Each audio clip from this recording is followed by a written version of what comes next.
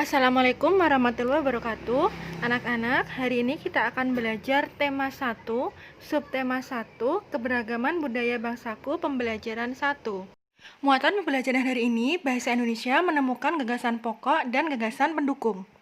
Selanjutnya, IPS mengidentifikasi alat musik dan asal daerahnya, dan IPA menuliskan benda dan cara menghasilkan bunyi. Kita mulai dari bahasa Indonesia. Di situ ada teks, judulnya Pawai Budaya. Pawai budaya sangat menarik bagi warga Kampung Babakan. Pawai ini selalu menampilkan keragaman budaya Indonesia. Udin dan teman-teman tidak pernah bosan menanti rombongan pawai lewat. Tahun ini mereka datang ke alun-alun untuk melihat pawai tersebut. Kakek Udin pun terlihat sabar menanti. Terdengar suara gendang yang menandakan rombongan pawai semakin dekat. Di barisan pawai terdepan terlihat rombongan dari Maluku. Rombongan laki-laki menggunakan kemeja putih, jas merah, dan topi tinggi dengan hiasan keemasan. Rombongan perempuan mengenakan baju cele. Baju ini terdiri dari atasan putih berlengan panjang serta rok lebar merah. Langkah mereka diiringi oleh suara tifa, alat musik dari Maluku. Bunyinya seperti gendang, namun bentuknya lebih ramping dan panjang. Budaya Maluku sangat unik dan menarik. Budaya Bali terkenal karena bunyi musiknya yang berbeda. Rombongan dari Bali membunyikan alat musik daerahnya, cengceng namanya. Alat ini berbentuk seperti dua keping simbal yang terbuat dari logam. Nyaring bunyinya ketika kedua keping ini dipadukan. Rombongan dari Bali diikuti oleh rombongan dari Toraja. Wanita Toraja memakai pakaian adat yang disebut baju poko. Rombongan laki-laki menggunakan pakaian adat yang disebut sepa talung buku. Rombongan Toraja membunyikan alat musik khas mereka, Pak Pompang namanya. Alat musik ini berupa suling bambu besar yang bentuknya seperti angklung. Unik bentuknya, unik pula bunyinya. Budaya Toraja sangat menarik untuk dipelajari. Udin dan teman-teman senang melihat pawai budaya. Selalu ada hal baru yang mereka perhatikan setiap tahun.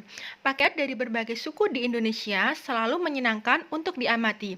Benar kata Ibu Udin, kebudayaan Indonesia memang sangat beragam, kaya, dan mengagumkan. Nah, dari teks tersebut kita dapat menemukan gagasan pokok atau ide pokok, yaitu gagasan atau ide yang menjadi pokok atau pikiran utama dalam mengembangkan paragraf suatu bacaan. Jadi, gagasan pokok adalah inti bahasan dari suatu paragraf. Gagasan pokok bisa berupa kalimat utama yang dapat ditemukan pada awal paragraf, pada akhir paragraf, atau pada awal dan akhir paragraf. Selanjutnya, gagasan pendukung. Gagasan pendukung adalah uraian atau tambahan informasi yang mendukung gagasan pokok tersebut.